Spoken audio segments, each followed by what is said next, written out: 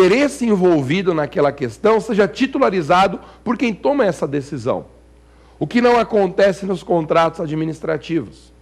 Como no contrato administrativo a administração não é titular do interesse que está sendo discutido, em princípio, ela não pode utilizar a arbitragem. Então, guarde isso.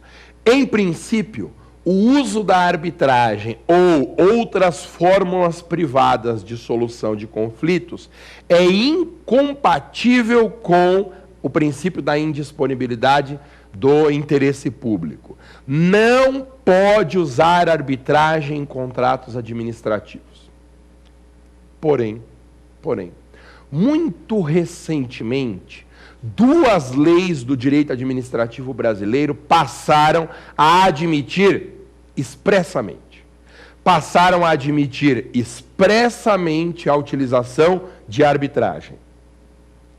Essas 2 leis são a Lei das Concessões de Serviço Público e a Lei das Parcerias Público-Privadas.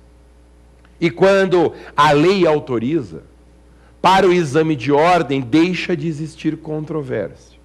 Apesar de, doutrinariamente, ser muito discutível essa possibilidade de uso da arbitragem para fins de provas e concursos, como é o caso do exame da OAB, não há mais discussão. Então, guarde isso. Somente nos contratos de concessão de serviço público e de parceria público-privada é possível a utilização da arbitragem. Nos outros contratos, não. Outro contrato administrativo muito importante para a sua prova é a chamada concessão de serviço público precedida de obra. Concessão de serviço público precedida de obra. É muito parecida com uma concessão comum, com a diferença de que o concessionário inicia a exploração do serviço por uma construção. Fica a cargo do concessionário realizar a execução de uma obra para depois ser remunerado pela exploração dessa obra.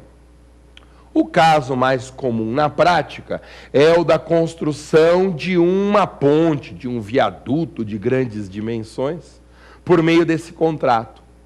O concessionário se encarrega de fazer a execução da obra e depois explora, sei lá, por exemplo, por meio da cobrança de pedágio, explora aquela ponte que ele mesmo construiu durante um prazo determinado. É uma concessão precedida de obra pública. Terceiro contrato administrativo que merece destaque, vimos a concessão de serviço público, a concessão precedida de obra, e agora eu quero falar um pouquinho sobre a parceria público-privada. Parceria público-privada, que é conhecida pelo nome bonitinho de PPP. Romasa, o que eu tenho que saber sobre PPPs para a minha prova? Olha só, a parceria público-privada é um tipo específico de concessão, em que ocorre a distribuição objetiva dos riscos. Na parceria público-privada, há uma divisão dos riscos do negócio entre o parceiro público, o Estado, e o parceiro privado, o concessionário. Essa distribuição objetiva dos riscos faz com que o Estado arque com parte da responsabilidade pela execução da tarefa, o que é algo que não existe nas concessões comuns. Nas concessões comuns, a execução corre por conta do concessionário e os riscos também. Na parceria público-privada não é assim. Na PPP há uma divisão dessa responsabilidade entre o parceiro público e o parceiro privado. Outra característica diferencial da parceria público-privada é que a parceria público-privada tem que ter uma duração mínima de 5 anos. Todo contrato administrativo deve ter prazo determinado, prazo certo. Mas a PPP é o único contrato administrativo em que há um prazo mínimo de vigência definido pela lei, 5 anos. Então, vá guardando, distribuição objetiva de riscos, duração contratual mínima de 5 anos, e o objeto não pode ter valor inferior a 20 milhões de reais. Distribuição objetiva de riscos, vigência mínima de 5 anos e objeto com valor mínimo de 20 milhões de reais. Outra coisa importante, nas parcerias público-privadas, a gestão da parceria fica a cargo de uma pessoa jurídica criada para essa finalidade, que é chamada de sociedade de propósito específico. Essa sociedade de propósito específico é criada apenas com o objetivo de administrar a parceria público-privada.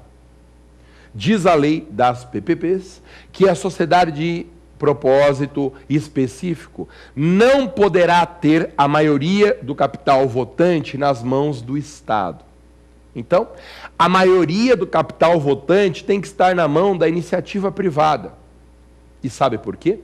Porque se a maioria do capital votante estiver nas mãos do Estado, essa sociedade de propósito específico vira a sociedade de economia mista e passa a integrar a administração pública indireta, o que seguramente não era o objetivo do legislador. Guardou? Conseguiu registrar, então, quais as características da parceria público-privada? Vamos relembrar? Parceria público-privada, repartição objetiva de riscos, duração mínima de 5 anos do contrato, objeto com valor superior a 20 milhões de reais e criação de uma sociedade de propósito específico, cuja maioria do capital votante não pode estar na mão do Estado. E para terminar, esta figura, existem 2 tipos de PPPs, de parcerias público-privadas. Em primeiro lugar, existe a chamada concessão administrativa. Concessão administrativa é um tipo de parceria público-privada. Na concessão administrativa, a administração pública é a principal usuária do serviço. Então, o serviço é prestado à administração pública. Mas a modalidade de PPP que cai mesmo na prova é a segunda. Além da concessão administrativa, existe a chamada concessão patrocinada. Na concessão patrocinada, além da contraprestação, além da remuneração paga pelo usuário, existe também uma contraprestação pecuniária entregue pelo parceiro público ao parceiro privado. Concessão patrocinada é isso. Além da remuneração, além da tarifa paga pelo usuário, existe também uma contraprestação pecuniária do parceiro público ao parceiro privado. Essa contraprestação pecuniária é chamada de patrocínio ou subsídio. Patrocínio ou subsídio. Então, para a sua prova, lembra do sentido da palavra. O que é um patrocínio na nossa linguagem comum? Por exemplo, um atleta que é patrocinado para ir à Olimpíada. É um atleta que recebe um dinheiro, um incentivo, um subsídio. Na concessão patrocinada é assim. O parceiro privado, além de cobrar a tarifa do usuário, ainda recebe uma contraprestação pecuniária adicional paga pelo parceiro público. Outro contrato administrativo que merece bastante destaque é o contrato de gestão. Esse nome, contrato de gestão, é um nome utilizado pela legislação brasileira em mais de um contexto. Basicamente, o contrato de gestão é assinado entre o Estado e uma pessoa jurídica, pública ou privada, para uma cooperação recíproca. No contrato de gestão, existe sempre a fixação de metas de desempenho e uma ampliação da autonomia. Então, é um pacto entre o Estado e uma outra pessoa jurídica, pública ou privada, para uma cooperação mútua com a fixação de metas de desempenho e uma ampliação da autonomia. O contrato de gestão é assinado basicamente em 2 contextos principais no direito administrativo brasileiro atual. O primeiro contexto é com as agências executivas. Agências executivas são autarquias